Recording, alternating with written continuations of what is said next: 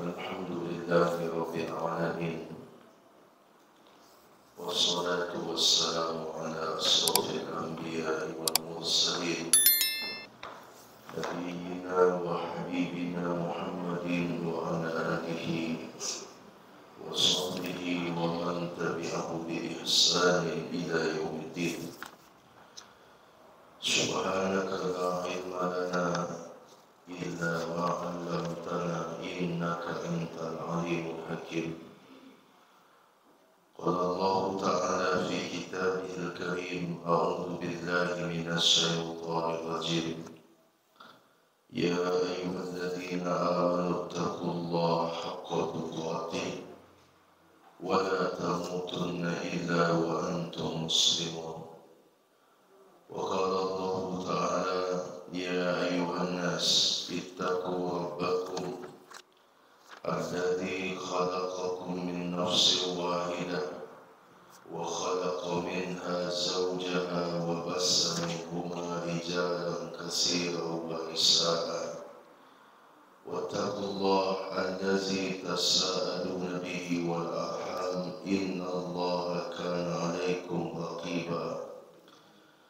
وقال الله تعالى: يا أيها الذين آمنوا اتقوا الله وقولوا قولا سديدا يصلح لكم أعمالكم ويغفر لكم ذنوبكم ومن يطع الله ورسوله فقد فاز فوزا عظيما. أما بعد.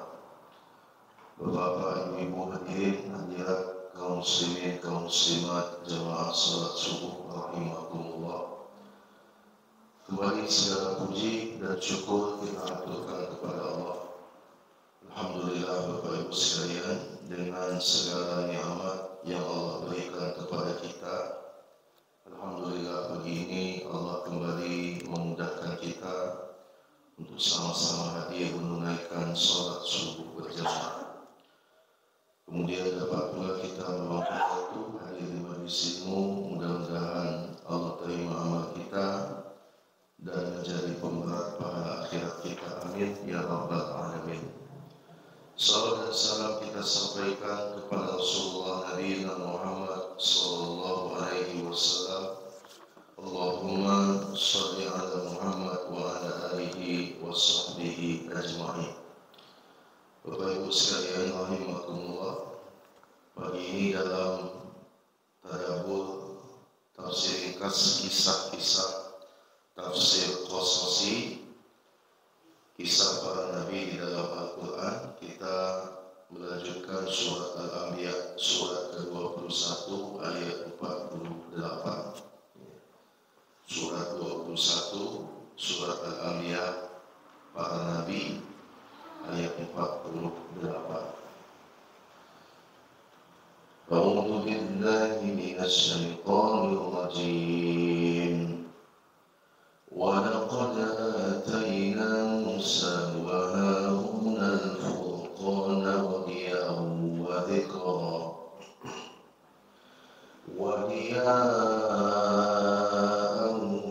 وَذِكْرًا لِلْمُتَّقِينَ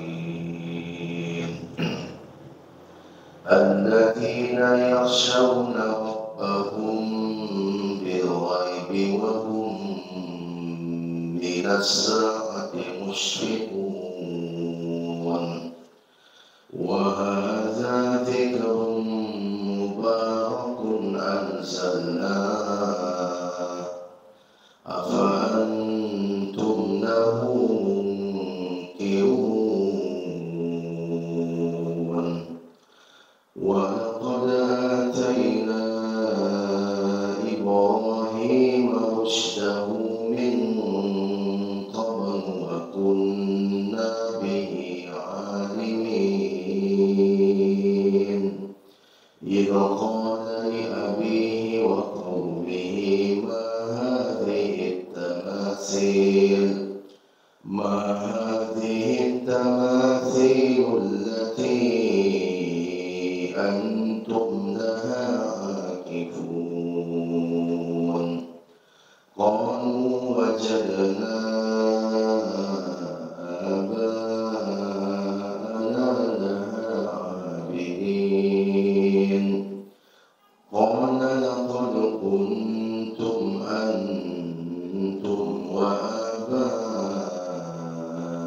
كنتم في ضلال مبين.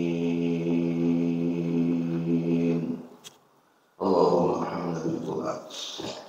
Kita lihat ayat 48. Walaqad atayna Musa wa Harun al-Furqan wa diya'an wa dzikra lil muttaqin. Dan sungguh kami telah memberikan kepada Musa dan Harun apa yang diberikan oleh Allah, Al-Furqan. Al-Furqan wa diya'an wa dzikra lil muttaqin, dan cahaya dan peringatan bagi orang-orang yang bertakwa.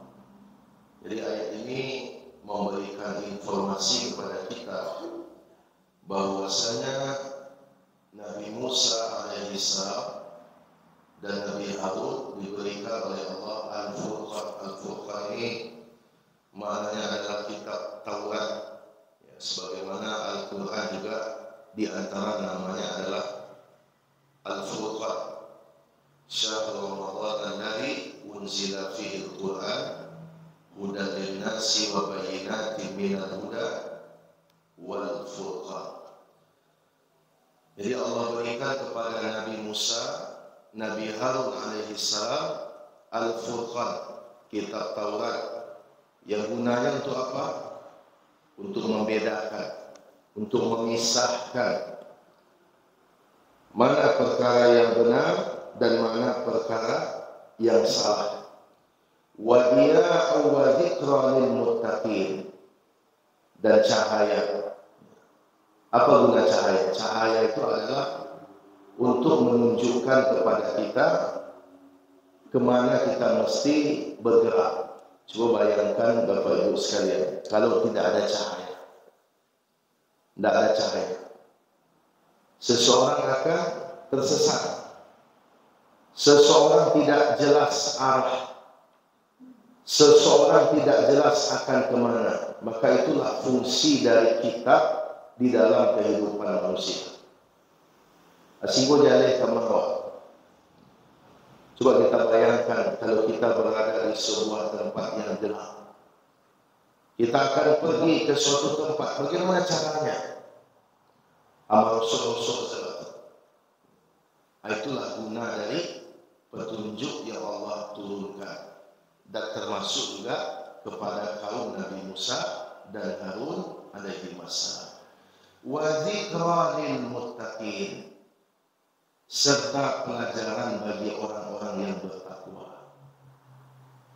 Jadi kitab Taurat sebagaimana Al-Quran bagi umat Nabi Musa alaihissalam pada masa itu dan Nabi Harun alaihissalam, kitab Taurat itu adalah sebagai peringatan, ya, sebagai peringatan bagi orang-orang yang bertakwa, menjelaskan kekeliruan, menjelaskan kesalahan. Ya, peringatan bukan itu. Peringatan itu berisi tentang kekeliruan yang tidak boleh itu ini, yang salah itu ini. Alladzina yakhshawna rabbahum bil ghaibi wa hum minas sa'ati mushfiqun. Siapa orang-orang yang bertakwa? Yaitu orang-orang yang takut dengan azab Tuhannya. Alladzina yakhshawna rabbahum, yaitu orang yang takut kepada Tuhan mereka. Bil ghaib, padahal Tuhan itu tidak kelihatan oleh mereka. Jadi takut itu adalah sifat yang ada pada diri manusia. Takut kepada Allah. Takut kepada Allah itu tidak sama dengan takut kepada makhluk. Kita takut kepada Allah tidak sama dengan takut kepada makhluk. Takut kepada harimau, ya, takut kepada ular, tidak sama dengan takut kepada Allah. Kalau takut kepada harimau, jauhi dia. Tapi kalau takut kepada Allah, dekati. Jadi kalau takut kepada Allah, dekati. Bagaimana cara mendekati Allah? Cara mendekati Allah itu adalah dengan taat dan patuh kepadanya. Semakin seseorang taat dan patuh kepada Allah, maka dia semakin dekat dengan Allah Subhanahu wa Ta'ala. Jadi cara takut kepada Allah tidak sama dengan takut kepada makhluk. Jadi kalau takut kepada makhluk, takut kepada manusia, takut kepada sesuatu yang akan berbahaya bagi awak, acaranya awak jauhi. Ya, awak takut orang gila macik ladiang, jauhi, hindari dia. Tapi kalau takut kepada Allah tidak dijauhi, tetapi dihindari, didekati. Bagaimana cara mendekatinya? Cara mendekatinya adalah dengan tunduk dan patuh kepadanya. Wa hum minas sa'ati musfiqun. Dan mereka merasa takut dengan tibanya hari kiamat. Jadi ternyata memang orang beriman itu sifatnya dari dulu sampai sekarang sama. Orang beriman pada masa Nabi Musa dengan orang beriman pada masa sekarang itu sama sifatnya.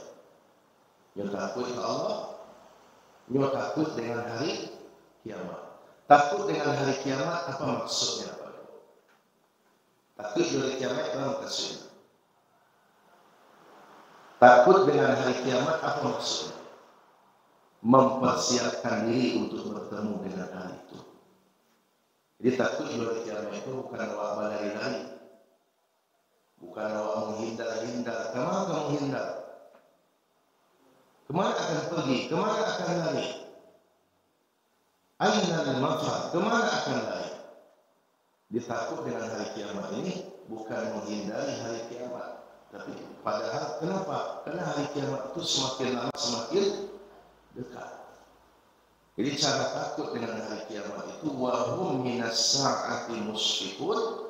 Mereka takut dengan hari kiamat, maknanya mereka mempersiapkan diri berjumpa dengan hari itu. Gimana maksud mempersiapkan diri itu? Mempersiapkan amal. Banyak beramal, banyak bertaubat. Wa hadza dzikrun mubarakun anzalna. Afa antum lahu munkirun. Dan ini Allah menyebutkan, dan ini adalah Al-Quran. Dan ini Al-Quran adalah suatu peringatan yang mempunyai berkah yang telah kami turunkan. Apakah kamu akan mengingkarinya? Nah, kita lihat ayat ini. Wa hadza dzikrun mubarakun anzalna. Dan ini zikrun mubarakun anzalna. Dan ini adalah Al-Quran. Nah, kenapa ditafsirkan Al-Quran? Ini berarti sesuatu yang dekat. Sesuatu yang dekat, sesuatu yang ada di depan kita, itu namanya ini. Makanya Al-Quran disebutkan. Kalau sesuatu yang jauh, itulah kitab-kitab sebelumnya. Kitab-kitab sebelumnya kan sudah berlalu. Adapun Al-Quran itu pada masa sekarang. Wa hadza dzikrun mubarakun anzalna. Dan Al-Quran ini adalah peringatan mubarakun anzalna, yang penuh dengan keberkahan. Apa maknanya yang penuh dengan keberkahan? Sadono dan ado pada masa dulu letak kumpul di dalam Al-Quran. Yang ada di dalam kitab-kitab Samawi terdahulu ada semuanya di dalam Al-Quran. Apa yang ada di dalam Taurat, apa yang ada di dalam Zabur, apa yang ada di dalam Injil, itu semuanya sudah bergabung dengan apa yang ada di dalam Al-Quran.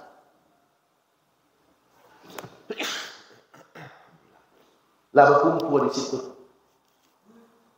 Sudah kumpul. Makanya disebut dengan zikrun mubarakun. Peringatan yang penuh dengan barakah. Lah berkumpul sebenarnya. Artinya apa? Tidak perlu lagi seseorang mengambil pedoman hidup kepada Zabur.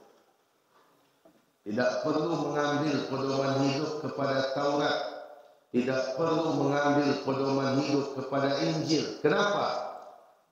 Karena sudah berlalu masanya, ditambah lagi semua itu sudah terhimpun di dalam Al-Quran. Itu maknanya zikrum mubarakun, peringatan yang penuh dengan berkah.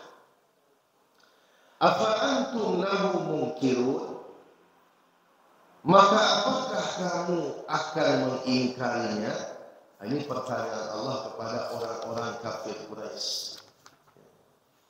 Ini pertanyaan Allah kepada orang-orang kafir Quraisy. Karena surat ini, surat Al-Anbiya ini adalah surat Makkiyah. Jadi Allah menceritakan bagaimana apa-apa yang ada di dalam kitab sebelumnya itu ada di dalam Al-Quran. Terhimpun semuanya. Maka dia disebut zikrum mubarakun. Cukup semuanya. Nah, di balik kecukupan itu, apakah kamu masih akan mengingkarinya? Ini pertanyaan, bukan pertanyaan untuk dijawab, tapi pertanyaan untuk direnung-renungkan. Ini tidak sadar pertanyaan itu harus dijawab. Apakah kamu masih akan mengingkarinya? Oh iya, oh tidak, bukan gitu. Tapi untuk direnung-renungkan. Sama ketika Allah bertanya, alam tara kaifa fa'ala rabbuka bi ashabil fil. Apakah kamu memperhatikan? Apakah kamu melihat bagaimana Tuhanmu berbuat terhadap tentara bergajah? Itu pertanyaan tidak untuk dijawab. Oh melihat, oh tidak melihat, bukan itu. Tapi itu pertanyaan untuk direnungkan, untuk dino-inoan. Nah, sama Bapak Ibu sekalian. Allah bertanya, afa antum lahu munkirun, maka apakah kalian kepada Al-Quran itu mengingkarinya? Nah, sesudah itu baru Allah ceritakan kisah para nabi. Alhamdulillah Allah dalam memberikan pelajaran. Wa laqad atayna Ibrahima rusydahu min qablu wa kunna bihi alimin. Dan ingatlah ketika Ibrahim berkata kepada, dan ingatlah sungguh ya, wa laqad atayna Ibrahima rusydahu min qablu. Dan sungguh sebelumnya maknanya adalah ayat ini cerita tentang siapa pertama kali tadi? Musa dan Harun. Dan sungguh sebelum dia, maknanya sebelum Musa dan Harun, telah kami berikan kepada Ibrahim petunjuk. Jadi sebelum Musa dan Harun itu sudah ada nabi sebelumnya. Sudah diberikan kepadanya rusdah, diberikan kepadanya petunjuk. Wa kunna bihi alimin. Wa kunna bihi alimin, dan kami telah mengetahuinya. Mengetahui maknanya mengetahui Nabi Ibrahim alaihissalam. Irqana li abihi, ingatlah ketika dia berkata kepada ayahnya, berarti kejadiannya sudah lalu. Kalau ada kata-kata is di dalam Al-Quran, is, berarti ini menceritakan sesuatu yang telah berlalu. Ingatlah, kalau dari kana itu yang telah terjadi, belum terjadi. Pasti sudah terjadi. Ingatlah ketika kamu masih kecil, berarti ini tidak kecil. Jadi kalau ada pakai is, berarti kejadiannya sudah berlalu. Tapi kalau iza, berarti kejadiannya belum lagi. Idza zulzilatil ardu zilzalaha, apabila bumi diguncangkan dengan seguncang-guncangnya, berarti kejadiannya belum lagi. Tapi kalau is, berarti kejadiannya telah lewat. Kejadian telah selesai. Ya. Idh qala li abihi wa qaumihi. Ingatlah ketika Ibrahim itu berkata kepada ayahnya dan kepada kaumnya. Ini Nabi Ibrahim berkata kepada ayahnya, berkata kepada kaumnya. Ma hazihi tamasilul lati antum laha akifun. Patung-patung apa yang kamu tekun menyembahnya ini? Ini yang kalian sembah ini apa ini? Ini Nabi Ibrahim heran dengan perangai ayahnya, perangai kaumnya. Kenapa kalian tekun menyembah patung-patung ini? Heran. Artinya Nabi Ibrahim merasa sesuatu itu tidak pantas. Sehingga beliau bereaksi. Jadi keimanan beliau berkata dan kemudian beliau tindak lanjuti dalam bentuk pertanyaan. Ma hazihi tamasilul lati antum laha akifun. Patung-patung apa ini yang kalian tekun menyembahnya? Apa yang kalian sembah? Apa jawaban mereka? Qalu wajadna aba'ana laha abidin. Mereka menjawab, kami mendapati nenek moyang kami sejak dahulu menyembah. Jadi dasar mereka melakukan apa? Dasar mereka apa? Sejak dulu. Jadi dasar mereka menyembah patung itu bukan karena memang mereka mendapatkan ajaran dari kitab sebelumnya seperti itu, bukan. Tapi dasar mereka melakukan itu, Pak, oh kami sejak dulu mereka. Ada orang prinsip dalam beragama seperti ini sekarang? Banyak sekali. Jadi prinsip dia dalam beragama itu, oh ini sudah lama begini. Ajaran dia. Malah yang lebih parah lagi, Ustaz mengaji salah. Anak kami jangan dia. Itu tujuan mengaji itu kok. Padahal tujuan awak mengaji itu kan sebenarnya kalau itu benar semakin kuat buat jadi. Kalau itu salah berubah. Tapi sejak awal model itu Ustaz itu mengaji salah. Tetapi dengan kebiasaan kami ya dia. Kami sejak dulu betul. Ternyata itu pula jawaban dari kaumnya Nabi Ibrahim alaihissalam. Qalu wajadna aba'ana laha abidin. Mereka menjawab, mereka berkata, kami telah mendapati bapak-bapak kami, ayah-ayah kami, nenek moyang kami memang sejak dulu sudah seperti ini. Jadi dasar mereka melakukan itu bukan karena ilmu, tetapi karena ikut-ikutan. Jadi bukan ilmu, tetapi ikut-ikutan. Qala laqad kuntum antum wa aba'ukum fi dhalalin mubin. Maka kemudian apa kata Nabi Ibrahim? Sesungguhnya kamu dan orang-orang sebelum kamu, nenek moyang kamu, fi dhalalin mubin, berada di dalam kesesatan yang nyata. Jadi Nabi Ibrahim tegas. Sekalipun yang salah itu siapa? Ayahnya sendiri. Di sini kita belajar Bapak Ibu bahwasanya kesalahan itu apabila dilakukan oleh siapapun itu tetap salah. Tidak bisa dia salah, tapi karena dilakukan oleh orang-orang tertentu maka menjadi tidak salah, tidak begitu. Awak kadang-kadang mohon maaf, kalau dilakukan oleh orang biasa, salahnya dia. Tapi kalau dilakukan oleh orang-orang yang punya kedudukan, tidak apa. Kadang-kadang banyak model itu. Itu namanya subjektif namanya. Kalau dilakukan di orang-orang biasa, itu kaya. Itu tak boleh. Tapi kalau dilakukan oleh pemimpin, banyak orang-orang seperti ini sekarang. Pemimpin salah tidak berani meluruskan. Dia diam saja.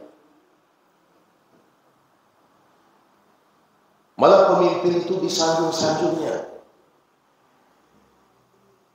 Tapi ketika sesama saudara muslim melakukan sesuatu tergelincir sedikit, habis dibuatnya. Itu tidak adil orang itu. Mestinya kalau salah, ya semuanya salah. Tidak dipilih-pilih. Kalau ini melakukan kesalahan, tapi kalau itu melakukan kesalahan, habis dibuli. Itu sekali.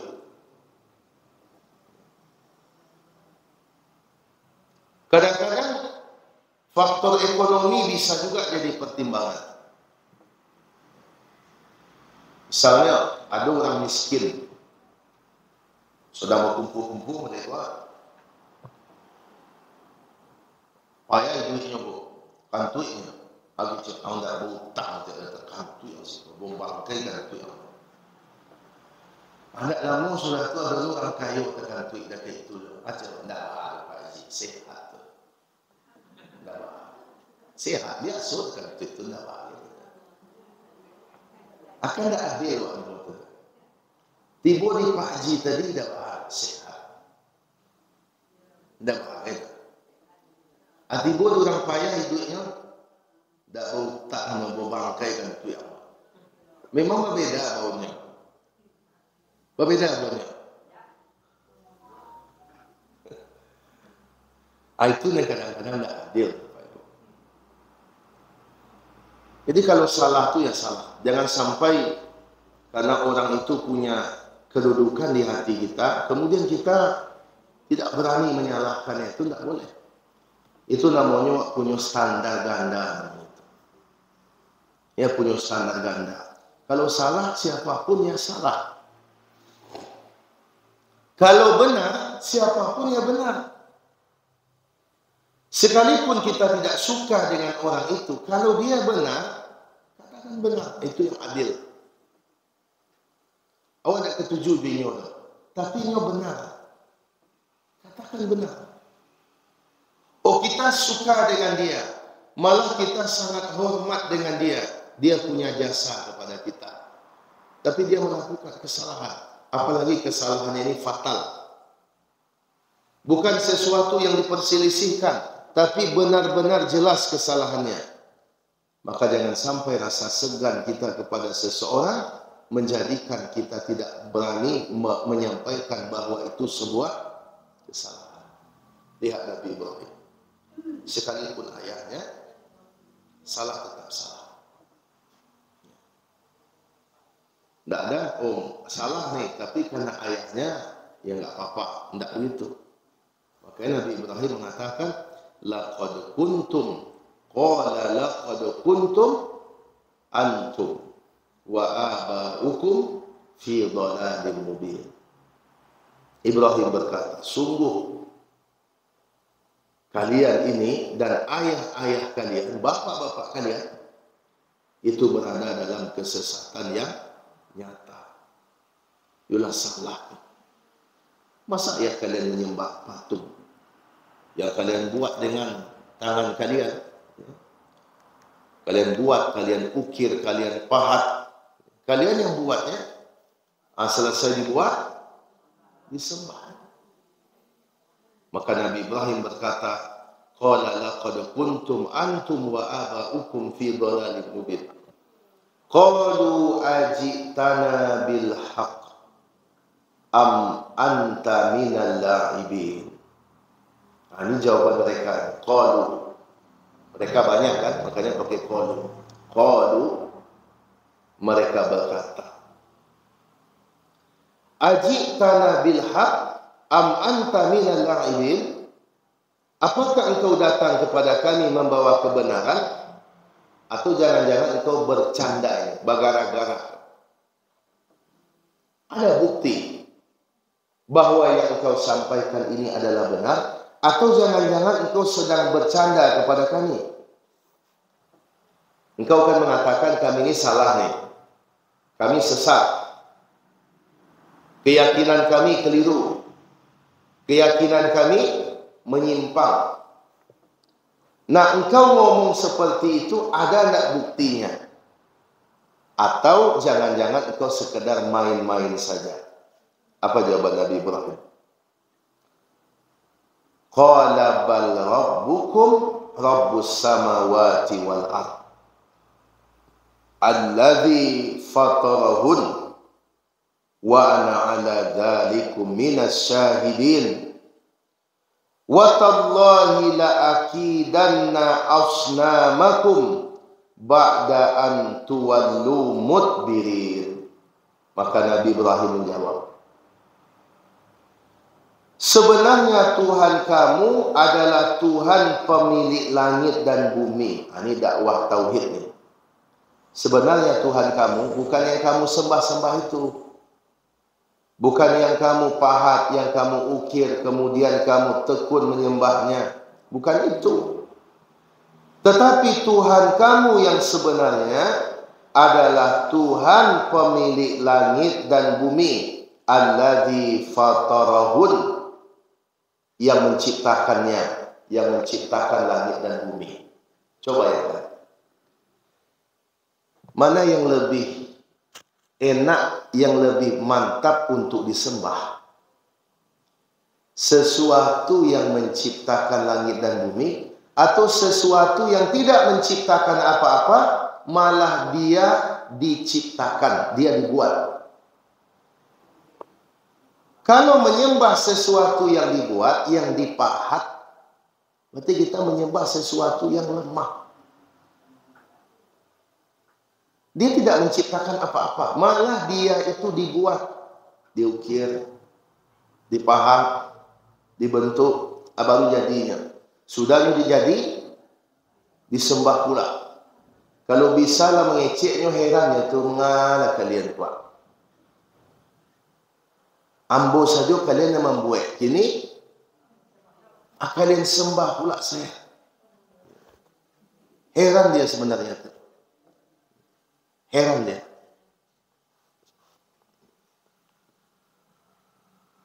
Sementara Tuhan yang sebenarnya itu yang menciptakan langit dan bumi dan semua yang ada di dalamnya dan di antara keduanya. Jadi jauh levelnya itu. Yang satu menciptakan, yang satu hasil ciptaan.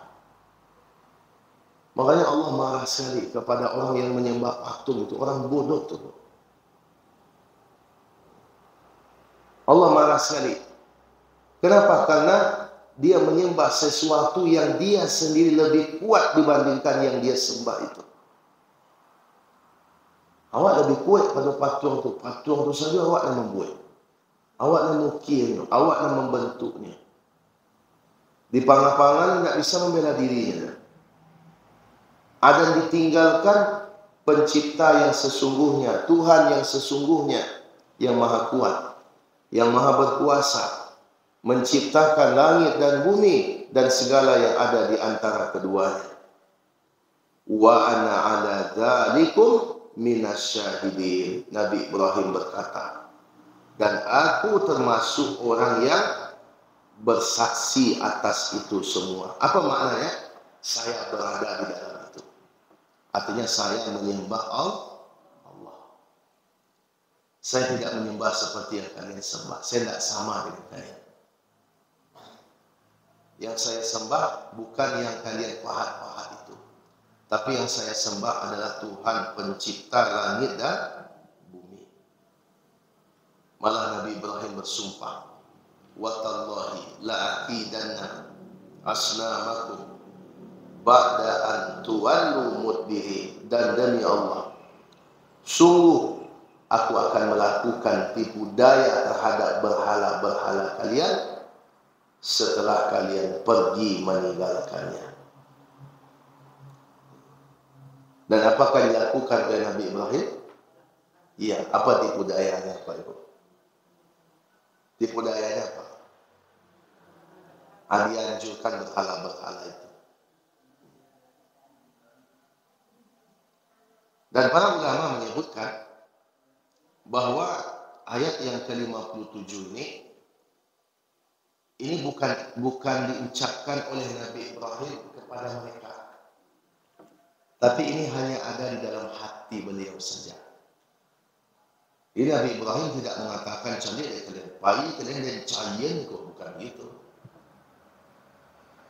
Tapi itu ada di dalam hati beliau saja. Dan demi Allah, saya akan melakukan tipu daya terhadap berhala kalian ini setelah kalian pergi meninggalkannya. Apakah Nabi Ibrahim melakukannya?